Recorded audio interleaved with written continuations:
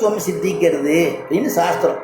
அதனால் அதுக்கு மேலே ஒரு உயர்ந்த ஜென்மா நமக்கு பெருமாள் கொடுக்குற இருக்கிற காலத்திலேயே கைங்கரியம் பண்ணிட்டு இருக்கிற மாதிரி. அதனால் அந்த ஒரு பரமோபகாரத்தை பண்ணி அந்த சமாசீன காலத்தில் நம்முடைய வலது காதில் ஆச்சாரியால் மந்திரோபதேசம் பண்ணுவார். அஷ்டாட்சரம் துவயம் சரம ஸ்லோகம்னு 3 விதமான மந்திரத்தை ஆச்சாரியால் உபதேசம் பண்ணுவார். அந்த மந்திரத்தை உபதேசம் பண்ணி பிறகு அந்த ஆச்சாரியன்ட்டையோ மற்ற நம்மளுடைய ஸ்ரீகிராமத்தில் இருக்கக்கூடிய திவ்யதேசத்தில் இருக்கக்கூடிய ஒரு ஆச்சாரிய புருஷரிடத்துலையோ நாம் அந்த காலக்ஷேபம் பண்ணி தெரிஞ்சுக்கணும். அந்த மாதிரி ஆச்சாரியன் உபதேசம் பண்ண மந்திரத்துக்கு அந்த ஆச்சாரியனுக்கு நம்மால் எந்த விதமான பிரதி உபகாரம் பண்ண முடியாதுங்கிறத சுவாமி தேசிகன் சாதிக்கிறார். அதைத்தான் சொல்லும் பொழுது ஏற்றி மனத்தடில் ஞான விளக்கை இருள் அனைத்தும். வெளியில் இருக்கக்கூடிய இருள் போகணுமான ஒரு விளக்கை ஏற்றி வச்சுட்டா அந்த இருள் போயிடும். மனசில் இருக்கக்கூடிய இருள் அஜ்ஞானமாகிறதான இருள், அஜ்ஞானத்தான இருளை போக்கணுமானா ஆச்சாரியால் தீபத்தை நமக்கு ஞானமாகிற தீபத்தை ஏற்றி வைக்கணும். அப்போ தான் அஜ்ஞானமான இருள் போகும். அப்படிங்கிறதுக்காக ஆச்சாரியால் நமக்கு அனுகிரகம் பண்ணுறாராம். என்ன உபதேசம் பண்ணுறா? தத்துவ ஹித புருஷார்த்தம். எது தத்துவம்? பகவானுடைய சொரூபம் என்ன, நம்முடைய சொரூபம் என்ன, நாம் எது ஹிதம், எல்லா இடத்துலையும் எல்லா ஜீவகோடிகளிடத்துலையும் காருண்யமாக இருக்கணும், ஜீவகாருண்யமாக இருக்கணும். யார் இடத்துலையும் விரோதம் பாராட்டக்கூடாது. ஒரு கால அவாவை நம்மளை கோச்சிட்டா கூட நானே தான் ஆயிடுக, அதெல்லாம் அனுபவிக்க போகிறோம். அதனால் அப்படி நான் பண்ணின மாதிரி இருக்கட்டுமேங்கிறா இல்லையா? ஆண்டாள் இடத்துல சொல்லும் பொழுது தோழி நானே தான் ஆயிடுக, ஆண்டாள் சொல்கிறா நானே தப்பு பண்ணவளாவே இருக்கட்டுமே. தப்பை நம்ம மேலே வச்சுட்டாவது பாகவத அபச்சாரப்படாமல் இருக்கணுமா, தப்பிச்சுக்கணுமா. அதனால அது ஹிதம் புருஷார்த்தம். எது அடைய வேண்டிய பதம், அடைய வேண்டிய பரம்பொருள் யாரு அப்படிங்கிறத நன்னா தெளிவான ஞானத்தை நமக்கு யார் ஏற்படுத்தி கொடுக்குறாருன்னா ஆச்சாரியால் ஏற்படுத்தி கொடுக்குறா அப்படிங்கிறத ரொம்ப அற்புதமாக சாதிக்கிறார். அதனால் ஏற்றி மனத்தெளில் ஞான விளக்கை இருளனைத்தும் மாற்றினவர்க்கு ஒரு கைமாறு மாயனும் காணகில்லாம். சரி, அப்போ அந்த ஆச்சாரியனுக்கு நம்ம பிரத்யுபகாரம் ஒன்றும் பண்ண முடியாது.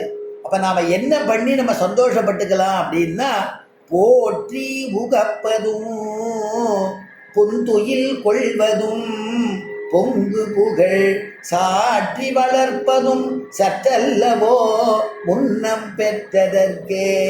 போற்றி உகப்பதும், அவளை போற்றி பாடுறது, அவளுடைய பெருமையை சொல்கிறது, அவளுடைய கீர்த்தியை நாம் சொல்கிறது.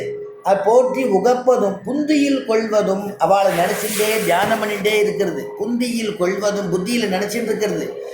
பொங்கு புகழ் சாற்றி வளர்ப்பதும், அவளுடைய பெருமையை பேசி அவளையே நினச்சிட்டே இருக்கிறது. அவளுக்கு கைங்கரியம் பண்ணிட்டு இருக்கிறதுனால என்னென்னா, அந்த அவள் ஆச்சாரியால் நம்ம இடத்துல வச்சிருக்கிற ஒரு கருணைக்கு ஒரு போக்கு வீடு அப்படிங்கிற போக்கு வீடாக வேணால் வச்சுக்கலாம்.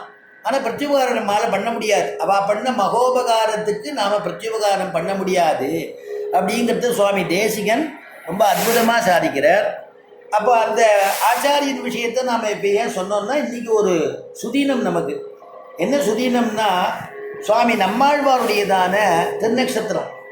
அதனால் நான் ஆச்சாரியனுடைய பெருமையை தானே சொல்லணும். அதை என்றைக்கு நம்ம ஆரம்பிக்கலான்னு கேட்டால், இந்த மாதிரி வைகாசி விசாகம் நன்னா இருக்குது. ஆச்சாரியன் விசாகன் சுவாமி சடகோபனுடையதான திருநக்ஷத்திரம் வைகாசி மாதமாக இருக்குது. அந்த நம்மாழ்வாரை தியானம் பண்ணிட்டு ஆரம்பித்தோன்னா நிர்விக்னமாக பூர்த்தியாகும். அப்படிங்கிறதுனால இந்த நாளை நாம் முடிவு பண்ணோம். ஆச்சாரியால் அந்த புத்தியை கொடுத்தா. அதனால் இன்றைக்கி ஏன் அப்படி கொண்டாடுறோம் ஒரு சுதீனம் அப்படின்னா, அந்த நம்மாழ்வாருடையதான பெருமையை இவ்வளவுன்னு சொல்ல முடியாது. நமக்கு பிரதம ஆச்சாரியன்னு அவரை சொல்லலாம், சுவாமி நம்மாழ்வார்.